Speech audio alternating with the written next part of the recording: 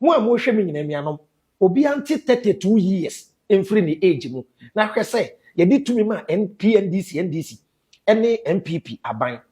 how many now how many years obi okwa na nya wo hwe de omo ayo man Ghana ye te ho Singapore Malaysia we Dubai nye kuro Dubai enye oman o Dubai etese de Kumasi wa Ghana no sa na Dubai tie but enne obi nyansa ebusua ba ko nyansa nti ya chichiri Dubai ya ma uti Dubai ya o ka say a country on its own 25-30 years ago 32 years ago na ye de ama NDC ne MPP no ye de Dubai asase no ye de che Ghana nke be ka say ye mpe ye be ka say ye desert enne e take obi nyansa ema esre no so ho no ko hwese de wa ye esre no so enti me hwe NDC ne MPP de omo aya say me de me ho be kwa akọbọ mu biom pa de e be ye de because omo di oman ne hwambo e de enti de wo se bawomi owo power afi na bawomi ahyebo enti bawomi is making promises while he is in power saying he will change things that he couldn't fix in 8 years to me crowd afi na wo hyebo what be that when will be a why your ba ho ade ewie no san kwaye ne line oba ya ne ho ade ewie mo ti fie oni da sole no ya ko bi sa madam fo se be se me ye me yere line ye ne say eni na ba wo mi aye no His Excellency John Dramani Mahama enye so ma da wo wa bada na ebra John Dramani Mahama o kasa about betting say oba betting tax obetwem no o ka say bi na mesre o say job no day. The betting way you go take job to, they take tax. If I come, I go move the tax. Or no see job no day. Meaning no tell so no craba and when you do. Nana donate bawumia by so when maybe. And the idea ye. Men ka say Juma Hama ne be ejuma wo bi entie me. Time say ye chekere wo man. Oko developed countries dodo na enye even the government in power go bi ejuma. Edu be bie de kakra bi eye individuals ene esikafo ne bie ndwuma na no ade ayeye wo na wa be ye omampegin no wo na be ma system na ye flexible for business wo ma system no eye flexible wo fight ma obi kro musika embe overshadow wo de no wo stabilize economy no say de be ya sika ni bi fa de sika no de hye wo man ni mu a wo mboka ene sikafo bebre eyi yo musika kwa de 50 banks esikafo bebre ekrosu nyuma minimum esikafo a no offer workers after covid offer workers ebiama workers here 500 why the 250 because dollar na cost no ne sika odi import no ema no e was so multiply no nta be esikafo ho kire no onim say yaman Ghana yetim no Ghana a business friendly for a foreigner more than a Ghanaian. Yabaka wo de mi wura manifestos a mokoye no but na me bisa me question I've never challenges na so say cheddar wo dwen cheddar all right but you are not doing politics but cheddar is doing politics and I me kire wo say wo de no hye wa adwene mu a e de mpapa mu ba the political system no nipa omo design ye no omo design for division okay and until the one kwaka obi pro so no wo kontokwa no enti yepe kwen fa so yi ohene a me wie no ba challenges na bisa me so okay enti na wo ba ya mamre mu a mame bisa wo ja mamre mu ankasa asante for mamre encline African tradition ankasa me bisa wo eye timamufo no ene tusu wo hene ana ye wo mpanyimfo mu se hene mame bisa me be kire say yen je ni munyansa chen abrofo no why ni se hene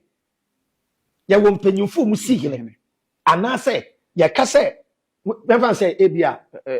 Gemini me painful because almost say ebusua pain or the obesi painful ne see hene painful no me see hene yem fa the power to choose a leader yem fa madom no okay unu de ntia e wrong mami bisa fa ne say yaman Ghana ensuyire bi aba ensuyire no te say de covid ba ye no ebra covid ba ye no ye de covid ne kio ye de ma expert say monko peki omra ana ye toma citizens say obi anko peki omra ya de ma expert ma me nkyerɛ wo ensu yiri aba ewi ase nyina yiri ene ye say yama every country yama mo we ship kakraka mu nyina mu nkɔhye ship ni afei ɔman Ghana aka nipa be drive ship no ye nyina ye kowura mu a ye de yankwa ahye de obe drive ship ne nsa me bisa to choose the driver the obe drive ship no the obe drive ship no yama Ghana fo nyina na choose ana yama expert na choose ye expert na choose enti omo design the political system no omo ye very bad obunum say edomkuo no okom de wo edomkuo no ye de tumi show monsa empapa mu beba favoritism beba tribalism beba tiende ye be yi panyini pe onya santini a mento ma no we mento ma ntani we ofri volta ba ye de ma expert say expert ye pese yi ma panyini emrantie ba ko 7 na ke de mo to e na oye wo ye vetting won say wo vetting committee yes expert no bet na nim na ye bisa gwa no asem no wakasa na ya hwa adwene e wo wutirim ye de tumi ama then e be do about what time insan say tumi ni the ordinary Ghanaian na sabi adwene nyiye no ya promise no kraba na wakoto aba ya promise no toilet ya na wakoto aba ubetu akoto na expert ye nim sem pese me yo man pegini ameba mesi 16 toilet anka also le kwa yache nti me Cheddar say he's not a politician, he's coming as a leader because what best the Cheddar kase biam se Cheddar nya to me ne obesa sakudo we ya constitution na da honi na e broni na de maye ya fa broni de na copy ya na sebe na rolling style usuro ne ma bi na ya bobo okro no kwan wonim se S glass ya da ho no ya de empanyimfo bi a omunim se so no panyine no daache osole akunwa no so a san krofo de betumi akwehyen no ya bi omu nyina kwakogu S gracia ne nti onye bidi nti on kwehyen panyine no ka kira me say constitution re kira yen say o man panyine ote so e na onyi electoral commission panyine ma me bi saw so o man panyine ote so eyi electoral commission panyine a ete say de ebebo football Real Madrid ne Barcelona na Barcelona aba o de referee enam na eba Barcelona referee e na ebedi ball no enti the whole system e set up IGP o man panyine na yi no enti o man panyine ya bone a obetumi akasa obesa akene sesi a enti anytime am say IGP no ye niam bi a the government in power na ni nye opa na afra na atene won me na we see so enti omo ye system na say come and do my bidding dakro make na kwanya democracy e fa so by the Greeks and the Romans akronfo and the transition system no integrate thinkers in the olden age as solitaire said the make say tiam omo ka say ade be emwaye because it is in the interest of certain people challenges na bi ni anya dan ya bebi abadwan ni bia no obenya adofo obenya atanfo interview wo ye me kura no mefa ho nya dofo e wo interview ase obi ko beti aka say Charlie Avram na mempe na ase mo but ende de wo aka say ma pe na ase menya dofo ha e bia ha nso be ka say ada na Avram ti wa afi de o kasa about politics inti mempe na ase bi de ba ene say me hu say binom say e de inti na makodi Cheddar inti omu follow me bio na politics enya me field na me de ne Bible ene Quran inti me nko ka ba religion na me nua mesre wo why not o man we mu a o say politics emfa na aman yosem efo bia ho efa mbofra ho efa mrewa ho efa nkokora ho emmoa politics emmoa ensuo ni nwie nyina ka politics ho because yensu asa nyina na e politics na akofa ba yeto aban mo man papa amemmo papa anka yensu ansai yenkwa nyina gina nsuo emframa enua se enua nyina wu ani pa nyina bewu even ewia na bosoro no kora no ye duty ne say yensai ewia no because a sustaining life enti amanyosem doctor ni driver ni police ni engineer ni ye nyina ye ka ho bi nti wonsom no woni nipa e wo se bebie duru no me se bi e wo sanka up to now say Ghana ye serious country a mebuno na egu social media na TikTok na ye te wona ye agado ugwachi na ye te wona ye ina wona na zo ne no me say okomedi in 4 years ye ba bebie duru ni nya agro time o to ma Burkina Faso so jeni asole ya joman nesi ho hwe amane ye hu oman a ye wo we unemployed graduate association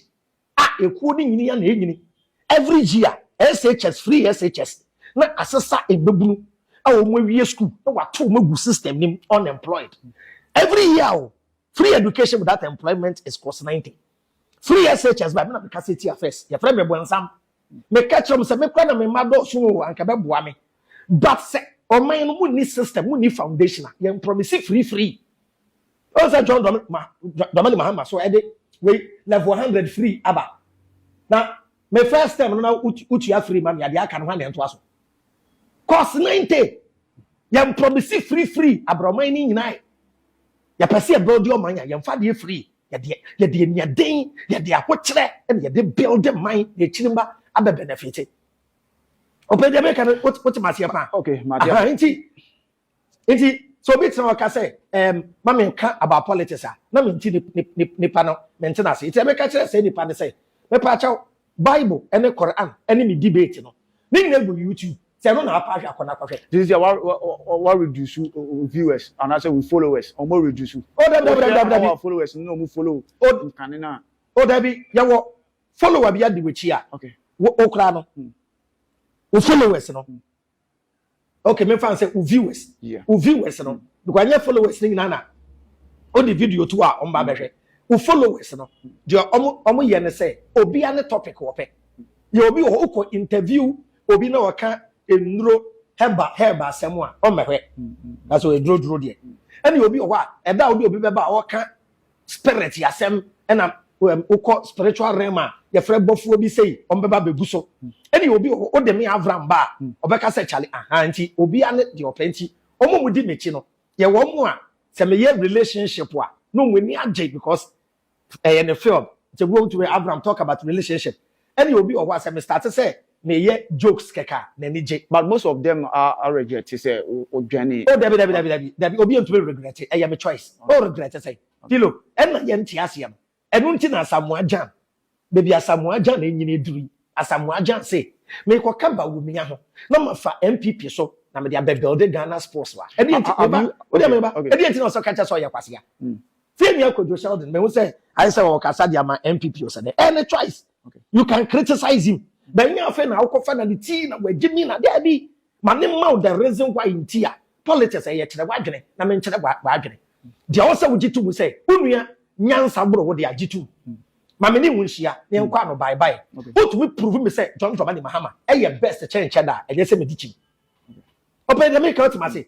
so what we prove che me say ba wo mia e betumi abel de Ghana e wo say me accept ba e ne say ade me ye nyi ntu da ye wo metu MPP fo fie ye de aponche kura ba ne ye hye ne NDC atade a ne MPP atade a meto amana so fo bi say me nka nche bo say obi de aponche ba ne ye hye ne NDC ne MPP atade a munku ne we na mfa ne nyankwan na munkope nipa mbegina ho ne yen sha aponche atade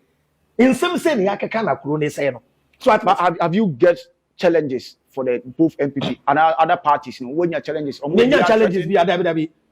MPP mpinfo amini mo kura frɛ me damase abra wa ade say oboa nana omunyina nim no okay oh say the political field din mpanyimfo no ene sikafo no omo ye friends but edru political time no me fi so mo ya tanfo because obi apetumi